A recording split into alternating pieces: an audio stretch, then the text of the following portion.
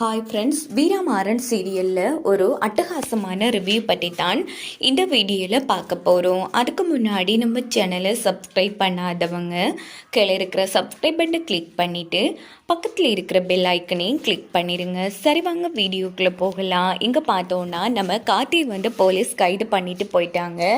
இன்னொரு பக்கம் பார்த்தோன்னா நம்ம பிருந்தாவோட அம்மாவுக்கு ஃபோன் போட்டு வள்ளி வர சொன்னதும் பிருந்தாவோட அம்மாவும் பிருந்தா கழுத்தை பார்க்குறாங்க. பார்த்தா தாலி. உடனே பிருந்தாவை போட்டு அடினா அடிக்கிறாங்க.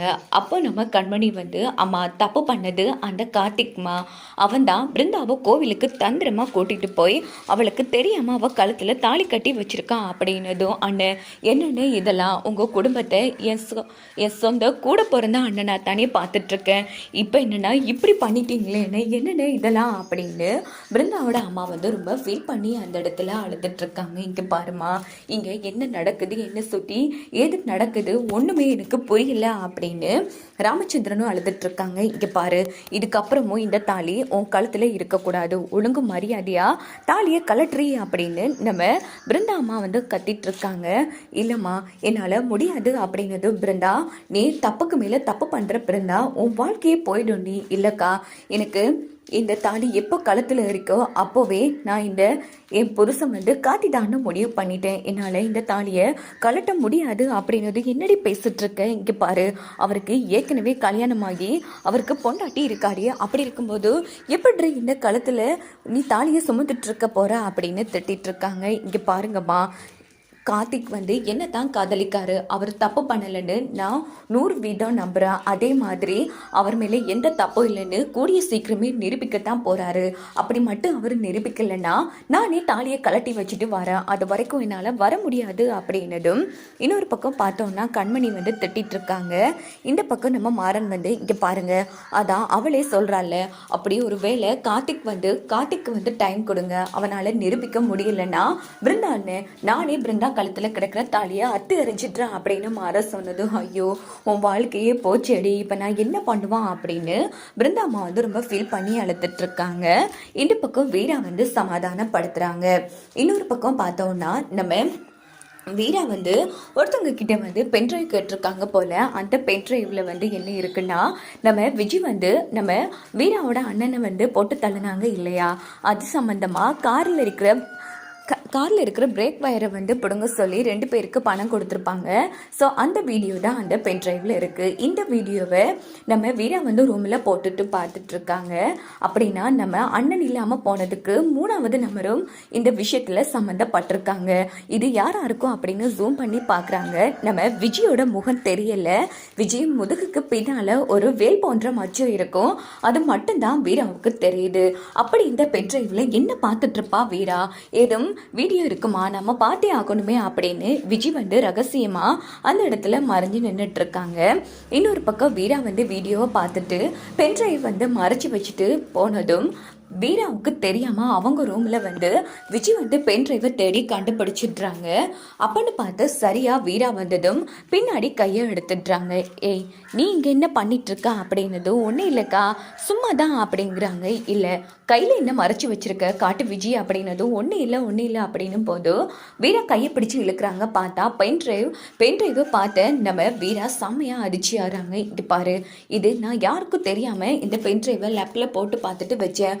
ஆமாம், இதை நீ எதுக்காக எடுத்த அப்படின்னு போது, இல்லைக்கா, நீங்கள் இப்போ ஒருத்தவங்க கிட்ட பென்ட்ரைவை வாங்கி எடுத்தீங்க இல்லையா, அதான் அதில் ஏதோ முக்கியமான எவிடன்ஸ் இருக்குமோன்னு பார்த்தேன், மற்றபடி நான் தப்பான நோக்கத்தில் வரல அப்படின்னதும், இங்கே பாரு, நீ படிக்கவே இல்லைன்னு சொன்னேன், இந்த பென்ட்ரைவெல்லாம் உனக்கு எப்படி தெரியும் அப்படின்னு வீரா கேட்டதும் விஜய் திருத்தன்னு முழிக்கிறாங்க. இல்லை, எனக்கு என்னமோ சந்தேகமாக இருக்கு, உண்மையை சொல்லு, என்ன நோக்கத்தில் நீ வந்திருக்க, ஒருவேளை மாறன் கார்த்திக் சொல்கிற மாதிரி என்ன நாடகம் போட்டு நடிக்கிறியா அப்படின்னதும், ஐயோ, என்னக்கா பேசிட்டு இருக்கீங்க, தெரியாதனமா உங்க ரூம்ல வந்ததுக்கு இவ்வளோ பேச்சு பேசிட்டு இருக்கீங்க, அப்படின்னா என்ன நான் திருடுனேன்னு சொல்ல வாரீங்களா அப்படின்னு விஜய் கதையை பெரட்டி போட்டதும் உடனே அந்த இடத்துக்கு வள்ளி வராங்க. விஜய், என்னாச்சு, நீ இங்க என்ன பண்ணிட்டு இருக்க அப்படின்னதும், பாருங்க வள்ளிமா, என்ன பேசிட்டு இருக்காங்கன்னு, அவங்க ரூமுக்கு வந்ததுக்கு என்ன திருட வந்தேன்னு என்ன அசிங்கப்படுத்திட்டு இருக்காங்க அப்படின்னதும், வீரா, என்னாச்சு வீரா, உனக்கு ஏன் வீரா இப்படி பண்ணிட்டு இருக்க, இங்க பாருங்க வள்ளிமா, தேவையில்லாமல் அவளோட பேச்சை நம்பிட்டு இருக்காதீங்க. நான் ஒரு முக்கியமான பென்ட்ரைவ் எடுத்து போட்டு பார்த்துட்டு ட்ரேயரில் வச்சேன். அந்த பென்ட்ரைவை இவ கையில் வச்சிட்டு இருக்கா. அப்போ எதுக்காக இவ கையில் வச்சிட்டு இருக்கா அப்படின்னதும் இந்த பக்கம் ஐயோ அது பென்ட்ரைவான்னு கூட தெரியாது, அதை திறந்து பார்த்தேன், அது இருந்துச்சு, என்னென்னு பார்க்கலான்னு தான் எடுத்தேன், மற்றபடி நான் வேணும்னு பண்ணலாம் அப்படின்னு விஜய் வந்து பேச்சை மாற்றினதும் உடனே நம்ம வீரா வந்து ஏய் பொய் சொல்லாதடி அப்படின்னு அடிக்கலான்னு போகிறாங்க. வள்ளி வந்து தடுத்து நிறுத்துறாங்க. வீரா பைத்தியக்காரமா தனமாக நடந்துட்டு இருக்காது, அவளே பள்ளிக்கூடம் போகாதவ, அவளுக்கு என்ன தெரியும் இந்த பென்ட்ரைவ் எல்லாம் பற்றி அப்படின்னு போதும். ஓஹோ அப்படியா, சரி, நீங்கள் சொல்கிற மாதிரி அவளுக்கு ஒன்றும் தெரியாதுதான், எதுக்காக என்னோட ரூமுக்கு வரணும், சரி அவள் ஏதோ தெரியத்தனமாக வந்துட்டா, இனி வரமாட்டா, போதுமா வா அப்படின்னு சொல்லி வள்ளி வந்து நம்ம விஜயை அழைச்சிட்டு போனதும் விஜய் முதுகுக்கு பின்னாடி அந்த மச்சம் இருக்கிறத வந்து வீரா பார்த்துட்றாங்க. இதே மச்சம் தானே அந்த வீடியோவில் இருக்கிற பொண்ணு கழுத்துலேயும் இருக்குது, அப்படின்னா நம்ம அண்ணன் விஷயத்தில் சம்மந்தப்பட்டிருக்கிறது இந்த விஜயா அப்படின்னு வீரா வந்து செம்மையாக அந்த இடத்துல அதிர்ச்சி ஆகிறாங்க.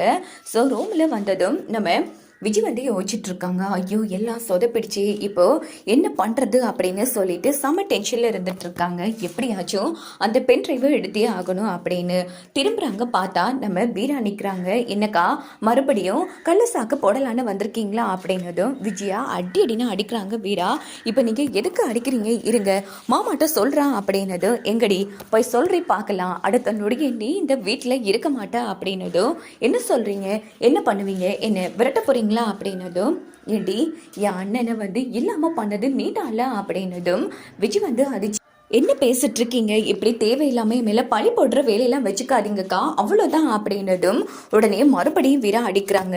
நான் ஒரு பென் டிரைவ் வச்சிருக்கனே, அதை என்ன இதுன்னு பார்க்கணுன்னே நீ வந்தல்ல ரூமுக்கு, அப்போவே எனக்கு உன் மேல சந்தேகம் வந்துச்சுரி, உன் முதுகில் இருக்கிற மச்சம் நீ யாரு எப்படிப்பட்டவனு எனக்கு காமிச்சு கொடுத்துட்டு அப்படின்னதும் விஜய் வந்து அதிர்ச்சி ஆகுறாங்க. ஐயோ அப்போ நான் அந்த பென் டிரைவில் நாம பிரேக் பயரை பிடுங்கினது தான் இருக்கா, ஐயோ இப்போ என்ன பண்ணுறது அப்படின்னுட்டு விஜய் வந்து திருதிருன்னு முழிக்கிறாங்க. இப்போவே நான் நினைச்சேன்னா இது எல்லாத்தையும் வீட்டில் இருக்கிறவங்கள்ட்ட காட்டி உன்னை வீட்டை விட்டு துரத்த முடியும், ஆனால் விட மாட்டேன். நல்ல வேளை கார்த்திக் வந்து என் தங்கச்சி கழுத்தில் தாலி கட்டிட்டா, அப்படின்னா கண்டிப்பாக நீ இந்த குடும்பத்தை பழி வாங்கத்தான் இந்த வீட்டுக்குள்ளே வந்திருக்கன்னு எனக்கு நல்லா புரிஞ்சிருச்சு, சொல்லடி எதுக்கு அடி இப்படிலாம் பண்ண சொல்லு அப்படின்னதும் இந்த பக்கம் ஆமாம் நான் தான் உன் அண்ணன் கதையை முடிக்கிறதுக்கு காரணம் அப்படின்னதும் வீரா வந்து அதிர்ச்சி ஆகிறாங்க. என்ன அப்படி பார்க்குற, இந்த ராமச்சந்திரன் குடும்பத்தை பழி வாங்குறதுக்கு தான் இவ்வளோ நாடகம் கஷ்டப்பட்டு போட்டு வந்திருக்கேன். இன்னொரு விஷயம் தெரியுமா, கார்த்திக் எந்த தப்புமே பண்ண இல்லை அப்படின்னதும் வீரா வந்து செம்மையாக அந்த இடத்துல அதிர்ச்சி ஆகுவாங்க. ஸோ எப்படியோ நம்ம வீராவுக்கு உண்மை தெரிஞ்சிருச்சு. கூடிய சீக்கிரமே ஒட்டுமொத்த பேருக்கிட்டையும் விஜயோட கேடித்தனத்தை நம்ம வீரா வந்து உடைச்சி கார்த்திக் எந்த தப்பு பண்ண இல்லை அப்படின்னு விஜய் மூலமாக நிரூபிக்கும் வரைக்கும் விஜயை வீட்டை விட்டு துரத்தி அடிக்கவே மாட்டாங்க. ஸோ விஜய்க்கும் வீராவுக்கும் இடையில தான் இனி மிகப்பெரிய பிரச்சனைகளும் போட்டியும் நடக்க போகுது. கூடிய சீக்கிரமே ஒட்டுமொத்த பேரும் விஜயா அடித்து கழுத்தை பிடிச்சி வெளியில் தள்ளணும். ஸோ அந்த ஒரு மூமெண்ட்டுக்காகத்தான் எல்லாரும் காத்துட்ருக்கோம். வாங்க வெயிட் பண்ணி பார்க்கலாம் என்னெல்லாம் நடக்கும்னு.